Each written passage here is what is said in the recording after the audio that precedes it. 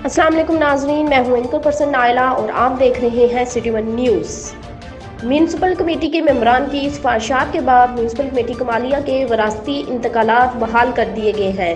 Vice chairman municipal committee Kamalia Chaudhry Mahmoodul Hassan जट।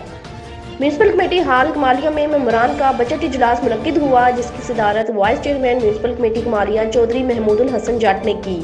Budget इजलास में chairman Haji Malik Mohammad Sharif, CO Mohammad Zuhair Bhatti, SDO Mohammad Saghir, finance officer Abdul Qadeer Khan, राब्ता officer Bahadur Ali Nonari, councillor Malik Amjad Yaqoob, councillor Chaudhry Mohammad Adris जट, councillor Rana Shabir Munna, councillor जवार सोरिया, councillor अल्लाह दत्ता कसाई, councillor Mohammad Ali खरल, राय Ejaz Ahmad Khan, councillor राय Arif Khan, councillor राय Ilyas Khan, councillor Ehtesham उर्फ शानी, councillor बाबा इब्रार भट्ट समेत मुतअद्दिद कौंसलर शरीक हुए। इजलास में मुतफ़क़ा तौर पर बजट पेश कर लिया गया। बजट इजलास के दौरान कमेटी की सिफारिशात के बाद कमेटी के बंद वरासती इंतकालात बहाल कर दिए गए। रिपोर्ट कर रहे हैं टोबा की तहसील कमालिया से डिस्ट्रिक्ट रिपोर्टर मकबूल तारिक।